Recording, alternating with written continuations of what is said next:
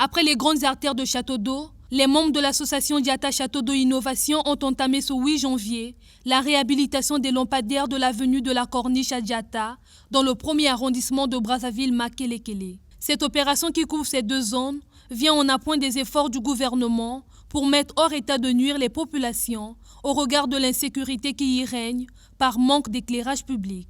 Aujourd'hui, dans la suite de ce que nous avons commencé depuis 4 jours, nous avons lancé un programme pour essayer de rétablir l'éclairage public dans les zones à risque de notre quartier. C'est-à-dire que les zones à risque, c'est quoi? C'est un endroit qui semble depuis plusieurs mois, plusieurs années. Et à cet endroit, il y a beaucoup d'agressions, de vols, de banditisme, exactement. Et après beaucoup d'échanges avec les populations qui nous ont énuméré l'importance de l'éclairage public dans ces endroits, nous avons donc voulu pouvoir mener cela.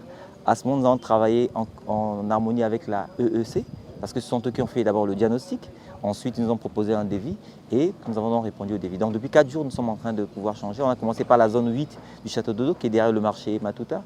On est passé à Île Diatta. On est passé ensuite à la zone 4, qui est au niveau du Château d'Eau.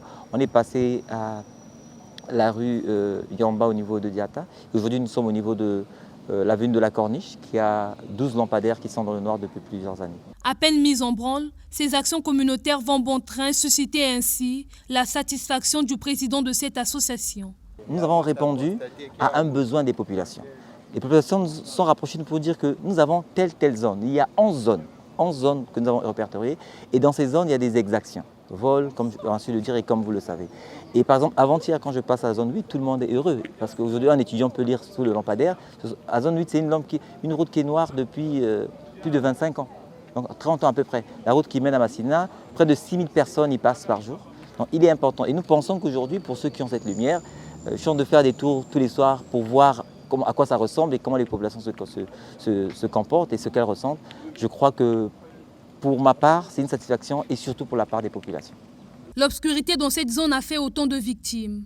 Voir ce secteur à nouveau éclairé est un motif de sécurité pour ses habitants qui en appellent à plus d'action de la part de l'association Diatta Château d'Eau Innovation. Je suis dans la joie, dans le grand plaisir, parce qu'il y a eu de ces cas qui se sont déroulés durant le long de ce trajet. Il y a des gens qui ravissaient les effets aux gens et il y a de ceux qui menaçaient même les passants. Donc moi, je suis beaucoup ravi parce que ce n'est pas n'importe qui pouvait avoir une telle volonté de pouvoir faire ses dépenses pour pouvoir éclairer cette voie-là. Donc vraiment, je suis dans la joie, je suis très content pour ça.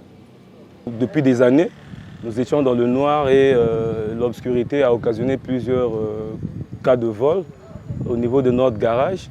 Donc cette lumière, la lumière c'est l'énergie premièrement, donc on en avait besoin. On s'est 1000 fois posé la question, mais à quand, et puis bon. Maintenant qu'on a vu cette œuvre d'amour qui fera que... Parce que la lumière, pour moi, c'est quelque chose qui va chasser les voleurs. Donc à quelques mètres, même à 20, à 30, à 40 mètres, on peut déjà apercevoir la personne qui veut poser les actes de vandalisme. Et ça, c'est quelque chose. Donc je bénis l'initiative.